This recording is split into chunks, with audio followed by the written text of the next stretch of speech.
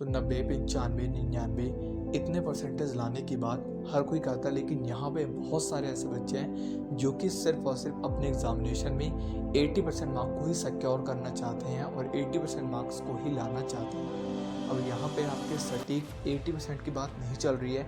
80% से 82 भी हो सकता है, 85 भी हो सकता है, 86 भी हो सकता है, ठीक है। तो यहाँ पे आज के इस वीडियो में हम आपको यही बताने वाले हैं कि आप लोग किस तरीके से अपने एग्जामिनेशन के अंदर 80% मार्क को कैसे सिक्योर कर सकते हैं। और एक बात का और ध्यान देना, जो आपको स्कूल की तरफ से इंटरनली मार्क्स मिलते हैं जो कि 20 मार्क्स होते हैं, वो आपके फुल टू फुल होने चाहिए हर एक सब्जेक्ट के अंदर। क्योंकि अगर आप लोग यहाँ पे 5 सब्जेक्ट से मल्टीप्लाई करते हो 20 मार्क्स को, तो आपके 100 नंबर होते हैं। जो कि अगर आप लोग अपने टीचर से किसी भी तरीके से रिक्वेस्ट करके उनको कहो, अगर वो खड़ूस टीचर है कि सर मैं आपको 80% मार्क्स ला करके दिखाऊंगा एग्जामिनेशन में, अपने टीचर को किसी भी तरीके से रिक्वेस्ट करके 20 मार्क्स हर एक सब्जेक्ट में ग्रैब करो, क्योंकि वो आपके 100 मार्क्स इंक्रीज़ करेंगे। अगर आपके 60% मार्क्स आ रहे हैं तो आपके ऑटोमेटिक ही 20% मार्क्स और इंक्रीज़ जाएंगे अगर आपके हर एक सब्जेक्ट में 20 मार्क्स आए हैं तो इंटरनली असेसमेंट में। तो यहाँ पे इस बात का ध्यान दो क्योंकि ये मार्क्स आपके लिए काफ़ी इंपॉर्टेंट है। तो स्टार्ट करते हैं इस वीडियो को विदाउट टाइम वेस्ट करें। तो सबसे पहले टिप है 80% मार्क्स सिक्योर करने के लिए कि आप लोगों को इस समय ज़्यादा क्वेश्चन की प्रैक्टिस नहीं करनी है कि आप लोग यहाँ पे 500-600 क्वेश्चन की प्रैक्टिस कर 1000 क्वेश्चन की प्रैक्टिस कर रहे हो। आपको इतने क्वेश्चन करने की प्रैक्टिस की बिल्कुल भी ज़रूरत नहीं है। आपको अपने प्रीवियस 10 ईयर क्वेश्चन को उठाना है, उसमें से ऐसे 200 क्वेश्चन पिकअप करने हैं जो कि आपके एग्जामिनेशन में आने के हाईएस्ट चांस रखते हैं। अब आप में से बहुत सारे बच्चे कहेंगे कि भाई 30% सिलेबस तो हमारा रिड्यूस हो चुका है। भैया आपका जो 30% सिलेबस रिड्यूस हुआ है वो क्वेश्चन थे जो कि आपके एग्जामिनेशन में बहुत ही कम आया करते थे या फिर आया ही नहीं करते थे। और फिर भी मैंने यहाँ पे सिर्फ और सिर्फ 200 क्वेश्चन को पिकअप करा है, क्योंकि आपके एग्जामिनेशन में आते हैं 30 से 35 क्वेश्चन। उसमें से आप लोग यहाँ पे हटा लो जो कि आपके प्रीवियस 10 क्वेश्चन में बीत चुका है, उसमें से 10 से मतलब आपके यहाँ पे 12 क्वेश्चन नहीं आते हैं, तो भी आपके 20 से 22-25 क्वेश्चन तो आएंगे ही आएंगे इन 200 क्वेश्चन के अंदर में से। अब ये मत समझना कि वो आपके 1 मार्कर रहने वाले हैं। जो चेंजेस आते हैं वो आपके 1 मार्कर के अंदर ही आते हैं। कभी भी देख लेना, आज से पहले भी और आज के बाद भी हमेशा से रूल आया है कि आपके जितने भी जो 5 मार्कर होते हैं, 4 मार्कर होते हैं और जो कि हाईएस्ट मार्कर जितने भी आपके क्वेश्चन होते हैं क्वेश्चन पेपर के अंदर, वो आपके एनसीईआरटी से एज इट इज़ आते हैं और सीधा डायरेक्ट स्ट्रेट फॉरवर्ड क्वेश्चन होते हैं। आपको उसको घुमा फिरा करके नहीं पूछा जाता। जितने भी क्वेश्चन आपके घुमा फिरा के पूछने वाले होते हैं वो सारे के सारे आपके 1 मार्कर में डाल दिए जाते हैं। और 1 मार्कर क्वेश्चन को देख लेना, 5 मार्कर को देख लेना, आपको लगेगा कि यार 1 मार्कर वाला हार्ड है, 5 मार्कर वाला मेरे को आते ही है, क्योंकि वो आपके बुक से स्ट्रेट फॉरवर्ड डायरेक्ट छाप दिया जाता है। कोई उसमें चेंजेस नहीं किया जाता, सिर्फ और सिर्फ डिजिट या फिर थोड़ा बहुत, ठीक है। तो यहाँ पे आपको सबसे पहले प्रीवियस 10 ईयर में से 200 ऐसे क्वेश्चन निकालने हैं जो कि आपके एग्जामिनेशन में रिपीटेडली। तो मेरी सीधी कहने की बात यही है कि आप लोगों को अपने प्रीवियस 10 ईयर में से 200 क्वेश्चन ऐसे पिकअप कर लेने हैं जो कि आपके मोस्ट इम्पॉर्टेंट है, और ध्यान लगा करके एनालिसिस करके आपको इन क्वेश्चन को पिकअप करना है। और एक दूसरी बात भी आपको बताना चाहता हूँ, अगर आप लोग क्लास 10 के बच्चे हैं या फिर क्लास 12 के हैं तो डिस्क्रिप्शन बॉक्स चेक कर लो। आप लोगों को जितने भी इम्पॉर्टेंट क्वेश्चन हैं वो मैंने प्रोवाइड कर दिए हैं। आपको टेंशन लेने की ज़रूरत नहीं है, आप लोग को निकालने की भी ज़रूरत नहीं है। जितना बताया है उतना ही करके चले जाना है। 80% मार्क आपके सिक्योर हैं। और पहली बार मैंने स्टार्टिंग में बताया था आपको 20% जो कि आपको एग्जामिनेशन मिलते हैं, 20 मार्क जो कि आपको हर एक सब्जेक्ट के अंदर दिए जाते हैं, वो मार्क्स अपने पूरे के पूरे पक्के करना। अपने टीचर से कह देना, रिक्वेस्ट कर लेना कि मैं एग्जामिनेशन में अच्छे मार्क्स लेकर के आऊँगा, फुल मार्क्स लेकर के आऊँगा। खूब रिक्वेस्ट करना चाहे अगर आपके जो है यहाँ पे कुछ तैयारी नहीं थी या फिर प्री बोर्ड में कम मार्क्स आए थे, लेकिन अपने टीचर से ज़रूर बोल देना। क्योंकि अगर वहाँ से आपको 20 मार्क्स पूरे मिल जाते हैं हर एक सब्जेक्ट में, एक आधा मार्क्स कहीं काट लेता टीचर, ठीक है, लेकिन अगर वो पूरे के पूरे 20 मार्क्स अगर आपको मिलते हैं तो आप लोग 80% लाने से आपको कोई नहीं रोक सकता, ठीक है। आपकी तरफ सेकेंड टिप आपकी यहाँ पे क्या है, आपको यहाँ पे प्रैक्टिस करना है, स्मॉल अपने टेस्ट लेते रहना है स्टडी करने के दौरान। ये कैसा टेस्ट होगा, यहाँ पे सबसे बड़ी गलती बच्चों के साथ ये होती है, अगर वो कोई क्वेश्चन याद करें या फिर लर्न करें, यहाँ पे प्रैक्टिस की बात नहीं करें, हाँ यहाँ पे प्रैक्टिस की बात भी करी जा रही है। हम लोग कोई न्यूमेरिकल क्वेश्चन अगर सॉल्व करते हैं, यहाँ पे बच्चे क्या करते हैं, पहली बार किसी क्वेश्चन को अगर देख रहे हैं और उसको एक बार याद भी कर लेते हैं और याद करने के बाद उसी को एक बार बोलते हैं तो उनको याद भी जाता है और वो एक बार में उस क्वेश्चन को बोल देते हैं, ठीक है। लेकिन उसी के बाद 1-2 क्वेश्चन जैसे उनका बीतता है फिर वो क्वेश्चन जो है वो उनके दिमाग से निकल जाता है तुरंत ही, थोड़ी देर में ही। तो ये क्यों होता है? क्योंकि आप लोगों तुरंत उस क्वेश्चन को याद करते हो तो भाई वो थोड़ी देर के लिए आपके दिमाग में सेट रहता है, लेकिन आप उसको वापस से भूल जाते हो। तो आप लोग को यहाँ पे स्टडी करने के दौरान ही अपने छोटे छोटे यहाँ पे टेस्ट लेते रहना, मतलब कि जैसे एक क्वेश्चन याद करा फिर 2 क्वेश्चन याद कर लो उसके आगे के, फिर से उस पहले क्वेश्चन पे आओ और पहला, दूसरा, तीसरा, फिर तीनों क्वेश्चन को फिर से रिपीट करो। फिर आपका चौथा, पांचवा करो, फिर अपने पहले क्वेश्चन स्टार्ट करो, फिर चौथा, पांचवीं तक कंप्लीट करो। ऐसे करते हुए आप सभी लोग जितने भी क्वेश्चन को याद करोगे वो आपका कंप्लीट होगा। न्यूमेरिकल क्वेश्चन कर रहे हो, पहली बार में अगर आप लोग कोई क्वेश्चन देख रहे हो और वही चीज़ आपने डाल ली तो आप लोग समझ जाओ कि हाँ मेरे को ऐसा ऐसा करना नहीं। उसी को आप लोग पहले वो क्वेश्चन कर लिया तो एक बार और कर लो, फिर उसका 2 क्वेश्चन और करो, फिर उसके बाद उसी क्वेश्चन पे आओ, फिर से अपना स्टार्ट करो, ठीक है।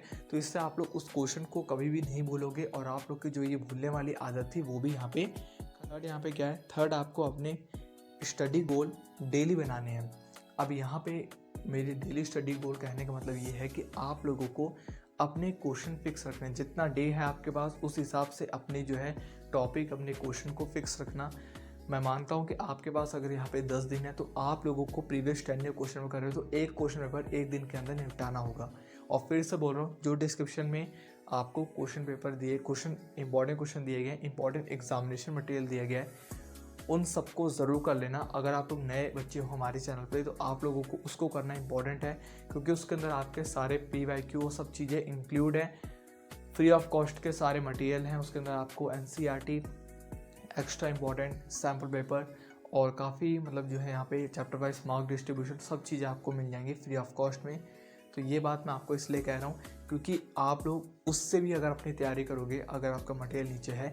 और फिर से मैं कहना चाहता हूँ, जो आर्ट्स वाले बच्चे थे और कॉमर्स वाले बच्चे मेरे को कह रहे थे कि भाई मेरा मटेरियल आप दोगे ही नहीं, मैं आपका मटेरियल आपको इसी मंथ के अंदर कंप्लीट करके देने वाला हूँ। यहाँ पे मैंने हिस्ट्री हुआ और आपका पॉलिटिकल साइंस हुआ, ये आपका कंप्लीट हो चुका है। और जो आपका सोशियोलॉजी और ज्योग्राफी बाकी है बस। और अकाउंट्स वाले जो बच्चे थे, कॉमर्स वाले, तो उनका अकाउंट्स और यहाँ पे बिजनेस स्टडीज़ कंप्लीट है। बचा हुआ है इकोनॉमिक्स। जैसे इकोनॉमिक्स कंप्लीट होता है सारा मटेरियल आपको मिल जाएगा। मैं एक वीडियो बना करके पर्टिकुलर कॉमर्स वालों के लिए अलग और आर्ट्स वालों के लिए अलग करके दे दूंगा। अप्रैल का महीना पूरा है, अच्छे से तैयारी कर सकते हो और अपने यहाँ पे डेली टॉपिक को जो है कंप्लीट करना, इसके अंदर मैं आपको कह रहा हूँ। और तब तक मत सोना जब तक आपका एक दिन का पूरा टॉपिक जो है वो कंप्लीट नहीं हो जाता। इसका कहने का मतलब मेरा बस यही 4th टिप है। यहाँ पे एग्जामिनेशन टाइम में ही आप लोगों में से बहुत सारे बच्चे बीमार पड़ते हैं और बुखार बच्चों को इसी समय ज़्यादा आता है। और आपको ऐसा बिल्कुल भी कोई भी यहाँ पे काम नहीं करना। अगर बहुत सारे बच्चे यहाँ पे क्या करते हैं, अगर स्टडी नहीं करिए तो बुखार का बहाना करके पेपर देने नहीं जाते हैं, ऐसा मत करो। यहाँ पे आपको ये ध्यान देना है कि आपका पूरा साल इस समय दांव पे लगा है। मानता हूँ कि आपने कुछ भी स्टडी नहीं करी, लेकिन आप सभी लोग कुछ ऐसे चुनिंदा क्वेश्चन को भी करके जा सकते हो। अगर आप लोग स्मार्ट वर्क करो ना तो आप लोग एक दिन के अंदर भी कुछ ऐसे क्वेश्चन को निकाल सकते हो एनालिसिस करके। मैं गारंटी के साथ कह रहा हूँ कि आप लोग एनालिसिस करके निकाल सकते हो, जो कि आपके एग्जामिनेशन में सिर्फ अगर आपको पास भी करा सकते हैं एक दिन के अंदर भी। तो ये बात आपको ध्यान देनी है। और यहाँ पे आपको हेल्दी रहना है इस समय के अंदर, क्योंकि एक दिन का भी अगर आप समय बर्बाद करते हो, बुखार जुकाम कुछ हो गया आपको, तो आपके लिए बहुत ही ज़्यादा मतलब जो यहाँ पे घातक हो सकता है या फिर आपको नुकसान दे सकता है, क्योंकि एक दिन आपका बर्बाद हो जाएगा उसके कारण। तो ये यहाँ पे नुकसान ही है आपका। और हेल्दी फूड का यहाँ पे सेवन करो। मेडिटेशन आपको करते रहना है। यहाँ पे मेडिटेशन का मेरा मतलब ये नहीं कि आप लोग यहाँ पे आंखें बंद करके मतलब जो है 1-आधे घंटे तक मतलब जो है ध्यान में चले जाओ, नहीं।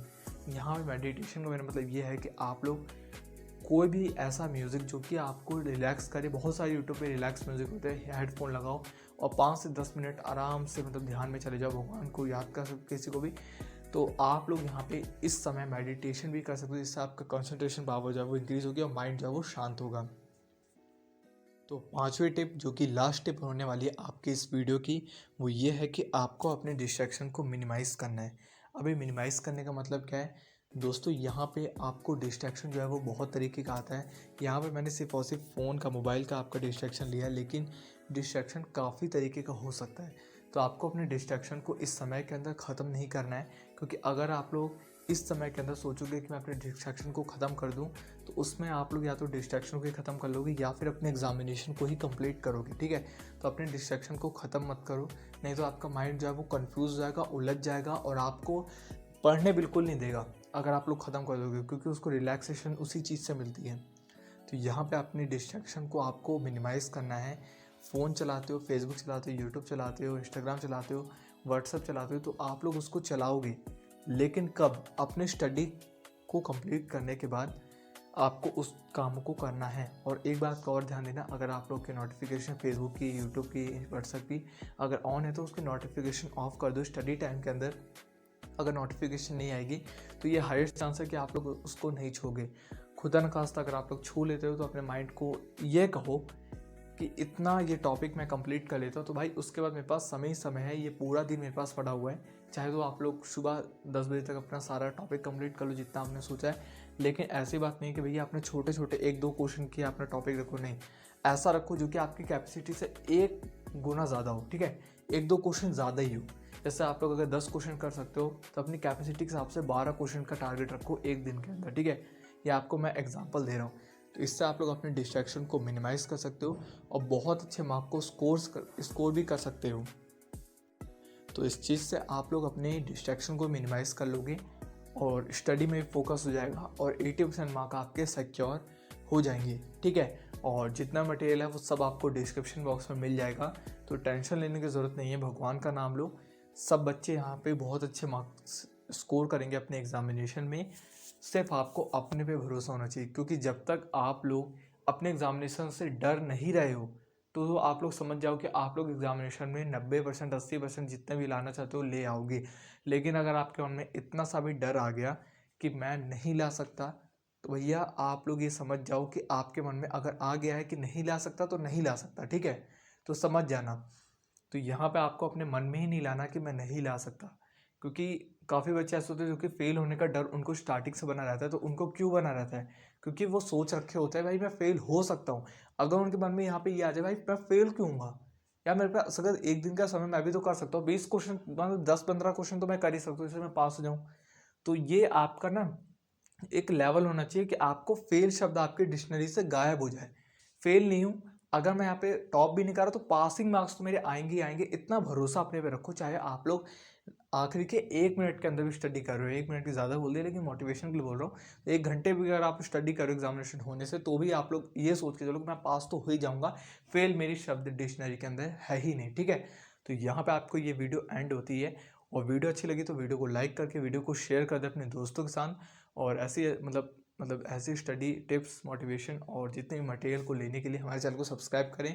और रिसेंट वीडियो आती है देख लिया करो, बहुत मेहनत से हम एक एक वीडियो डालते हैं, तो एक एक वीडियो को मतलब जो है अपना प्यार दिया करो, क्योंकि आप ही लोग हमारे सपोर्टर हो। हमारे पास बहुत सारे मैसेज आते हैं कि हमारे एजुकेशन ये इसको ज्वाइन करो, प्लेटफॉर्म ज्वाइन करो, लेकिन हम कहते हैं नहीं। वो लोग कहते हैं कि हम आपकी मेहनत को लेकर लेकिन जो बच्चे मेरे साथ पुराने से जुड़े हैं, जो कि मेरे 0 सब्सक्राइबर मदद करे थे और इन्होंने मेरे को यहाँ तक पहुँचाया है, वो मेरी असली प्रॉब्लम को देख रहे हैं। तुम तो यार जब सब्सक्राइबर देख रहे हो, मेरे सब्सक्राइबर से तुम्हें मतलब है। तो भैया मैं ऐसा काम कभी नहीं करता कि भैया मैं आप लोगों को धोखा दूँ और आप लोगों को कहूँ कि नहीं ये कोर्स खरीदो। भैया फालतू का कोर्स है, मैं क्यों तुम्हें दूँ? तो मैं ऐसा काम नहीं करना चाहता हूँ, इसलिए कह रहा हूँ सपोर्ट की ज़रूरत है, सपोर्ट कर देना। ठीक है, इसी के साथ thank you, all the best. Examination में अच्छे मार्क्स को फोड़ करके आना और माता पिता का नाम रोशन करना।